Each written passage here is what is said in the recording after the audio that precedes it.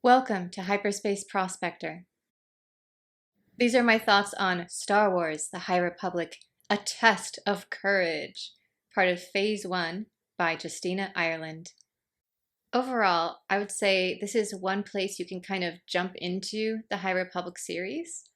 I feel like it's a little bit easier to read sometimes than Light of the Jedi if you're not really a huge reader. Light of the Jedi is very intense. And I've talked to a few Star Wars fans that said they couldn't get through it. And so if you've found yourself in that situation, this is a great one to start with. There are fewer characters to keep track of. It's a lot less epic and more about a smaller group of people that you're following along with, and the epic events are kind of happening over here. These are just my running thoughts. First up, I am in the design stage of a Nihil cosplay right now. So I wrote notes like one of the characters covered up her Nihil markings with overalls. So I'm like, what can be covered by overalls? Like, where are these markings? Are they like right here? Clearly, if they can be covered by overalls, they're somewhere, right? Out of the gate, I was so upset at the Nihil though. Smashing droids just for doing their job. If there's one thing that will upset the Star Wars fans watching or reading something, it's people hurting droids. That's not okay. I don't care if you're the villain. You do not hurt droids. The story jumps into Vernestra's first kind of official mission as a Jedi Knight. She is still maybe just turned 16. She's been kind of hanging out at an outpost temple. It seems easy. All she had to do was ride along with a senator's daughter, basically babysitting her. Should be just a nice, smooth, almost snooze-worthy mission. There are two problems, of course, with this. Number one is Avon is kind of a handful. Let's just say you need to lock your crystals away when she's around. I really love her. I do. She is the epitome of chaotic good energy. And later in the series, chaotic neutral energy. Absolutely brilliant scientific mind. The second problem with this mission was, of course, the Nihil were trying to sabotage and kill everyone on board the Steady Wing, which is a very cool ship. I wrote down 16 decks, 3 decorative gardens, an entire gaming deck, and a grand dining room that could seat 1,000. Even knowing this ship was about to get blown up, I kind of still want to be on board. Rereading these books, knowing what happens, is almost better than the first time because we get stuff like Vernestra being incredibly excited that Starlight Beacon, which has been under construction her whole life, is almost ready. And she's like, yes, I get to go to Starlight Beacon. It'll be awesome. Everything's going to be fine. And I'm just like,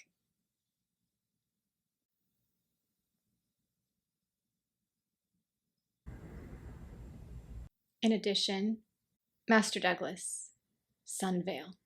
He was Marshal of the Outpost, and therefore he was one of the people that was kind of a mentor to Avon and Vernestra. And Imri, obviously, being his master. But the key here is Avon.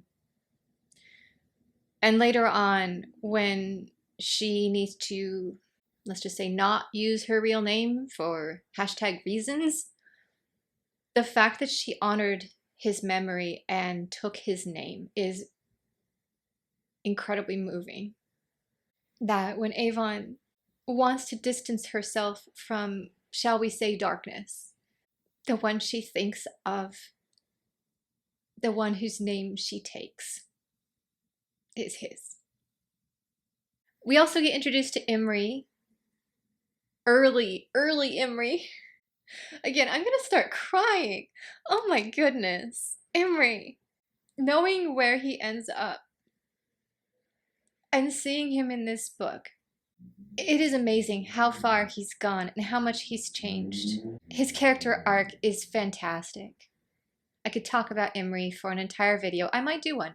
But here, it's more about Master Sunvale and the fact that he is so compassionate. He's working here with an empath Jedi. They're somewhat rare, and although all of them can kind of sense emotions, Imri, it just hits him like a ton of bricks, and it almost becomes his own emotion.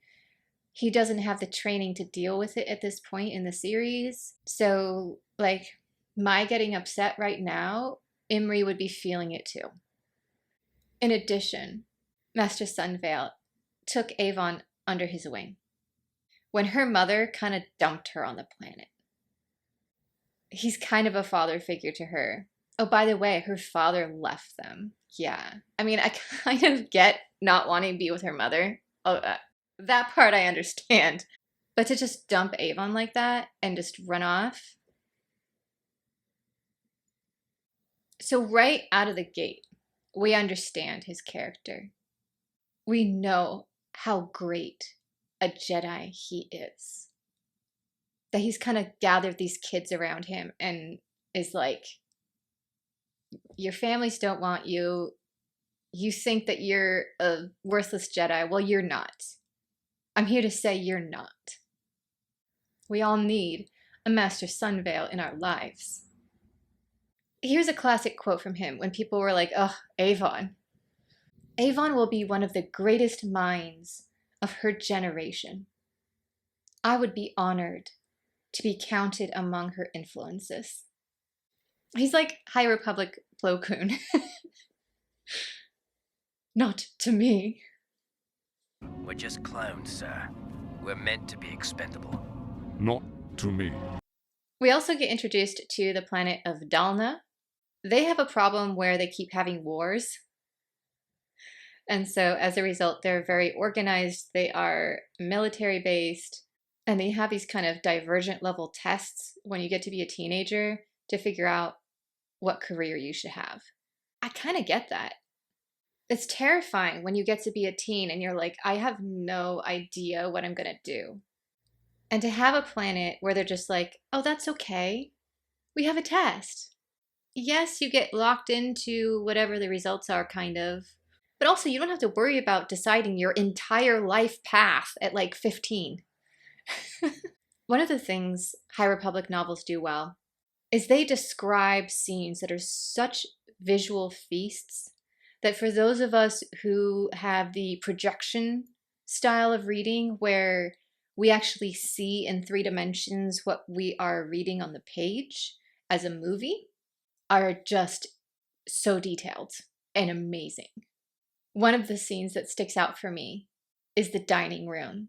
So the ship sabotage kicks in. Things are starting to explode. The entire dining room starts getting sucked into space. And the way it's described with like the plates being flung around and the Jedi trying to hold everyone in place and have them not die. Imagine you're at the Peninsula Hotel, right? I guess that would be the equivalent, but in space. And you're having high tea and there's like tiers of beautiful sandwiches and cakes and stuff like that. And then it's all getting sucked out and you're like grabbing the table and there's screaming and chaos.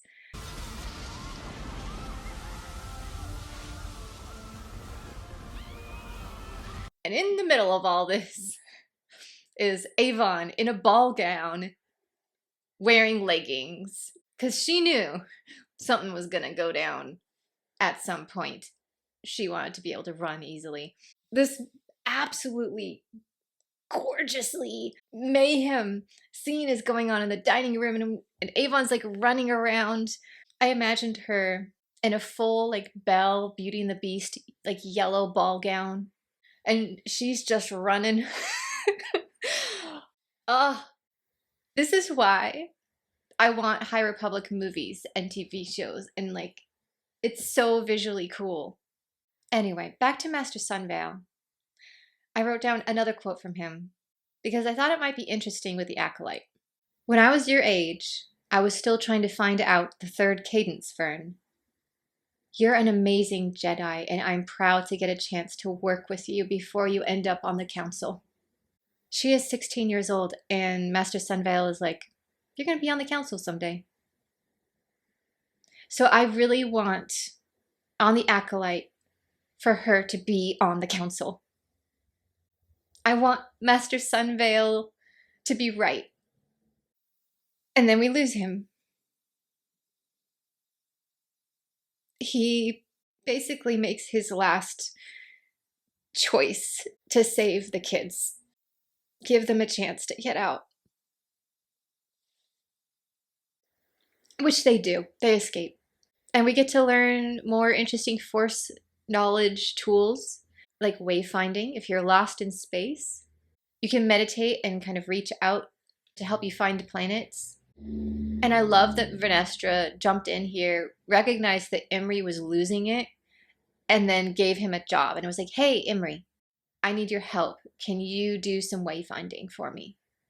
And even though she was just trying to give him something as a distraction, it actually ends up working. And it was nice to see why they ended up as Master and Padawan. Like right from the first scene we have of them together, they have that dynamic, even though the two of them don't realize it yet. And then again, the future knowledge makes some of these lines just have so much power. One day, when I am the galaxy's foremost inventor, I'm going to create a device that blocks the Force, Avon said. Vernestra laughed. Avon, we've discussed this. The Force is all around and inside of us as well. It isn't like your power crystals. It's impossible to block the Force. I'm over here reading this like, oh, Vern, you sweet summer child. And you know the writer's room planned all this. They stuck that line in there deliberately. J6 is so much fun, as always. The nanny droid who just likes shooting things. The thing I had forgotten, though, J6 is rose gold pink. When I was reading future books, I had forgotten that and kind of pictured them as grayish silver. No, J is pink. Now you can imagine Barbie droid with like arms full of blasters. Every time they go into a room and Jay is like, can I blast something? It becomes 10 times funnier knowing they are pink. Back to Imri again.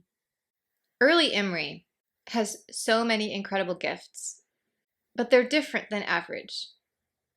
And as a result, he struggles with, I guess you could call it, the basics of being a Jedi that the other younglings have no problems with. I guess like Nubs. And he really beat himself up about that at first. Those of us who have brains kind of wired differently than other people, I feel like, have the same problem. Super easy stuff that the average person can do with no problems, we struggle. And people laugh at us about that because they're like, it's so easy. Why are you having problems? And we're just like, I don't know. I don't know. There must be something wrong with me.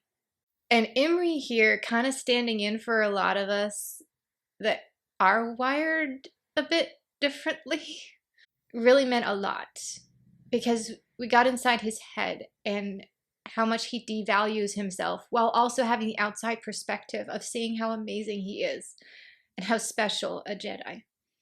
And it isn't until later in the series when he's able to see past how hard it was to do just the basic things, that none of that matters, and that he has incredible gifts. And this story showing us just the struggle Imri is going through was heart-wrenching. I haven't talked yet about Honesty, who's the Dalman. He just lost his family. He also hates traveling. He just wants to go home. This whole time, he's just like, I want to go home. He's kind of the Bilbo Baggins of the party, early Bilbo, when he's like, I just want to go back to Bag End and have a fire and put my feet up and have handkerchiefs. Meanwhile, we've got Avon. Her reaction to the situation is just to like, this is awesome. This is awesome. She appoints herself science officer, immediately liberates anything that's not locked down, including an entire bag full of stuff, goggles, a droid. Yeah, she wasn't perfectly okay though. There is a quote from her. The food seemed to stick in her throat. It was hard to eat when you were afraid. I really understood Avon's perspective. Honesty, he is missing his home. He's missing his family, his parents, all of that. Avon, her family is more like my family. I mean, there's part of me that loves them, but there's also a lot of me that is like, I don't actually mind the fact that you're not here. Avon, I get the whole family dynamic that you got going on there. But the two of them, Honesty and Avon, really come together as a team eventually. And together, they can work things out like where to get water. We also got some good background here on Vern's light whip, which is another reason I recommend read this book if you're going to read any of them before watching Acolyte. The Force called to her in the middle of the night and was like, you need to make this. And she listened.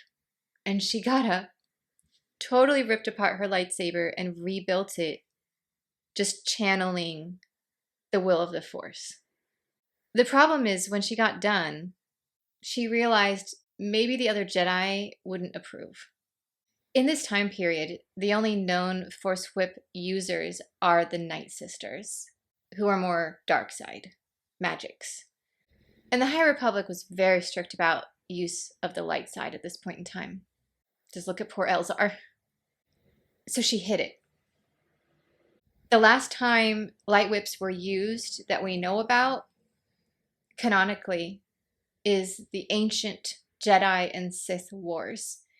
And the reason for that is the Sith used forbidden forms, and the Jedi needed something a little bit more dangerous than a lightsaber. And so they had those light whips to protect them. But Vernestra is like, those are long past. Why do I need a light whip? What is coming that I would need this incredibly dangerous weapon? We, the readers, in addition to the Force, know why she needed that light whip built. We know the storm that is coming. And it's interesting here that she trusted the Force, but doesn't trust the other Jedi enough to tell them. Everyone has a flaw in this universe, and I would say, other than flying, it's trust. Being able to let go and be open about what the Force is calling her to do. Then we get to a very interesting sequence where Honesty is enraged, rightfully, at the Nihil. Imri is pretty upset too. He lost his master. And the two of them combined into Imri's empathetic force ability cause him to go to the dark side. I think this moment is one of the reasons why later he stops using lightsabers. He realizes violence has no part in the Jedi Order. And this moment when he's attacking Vernestra, so lost to himself he doesn't even really realize what he's doing, is a big turning point towards that path that we see him on later. You can be angry, but giving in to your rage, letting that single emotion drive your actions, that is a direct path to the dark side, Vern tells him. You can be upset at the Nihil, but it has to be an emotion in balance with other emotions, like compassion, like love. And I think that's very helpful. If you're consumed by a single emotion, you tend to make poor decisions, whatever that single emotion is. Let's say you're madly in love with someone, like Anakin was, you make bad decisions if that's the only thing that's informing them.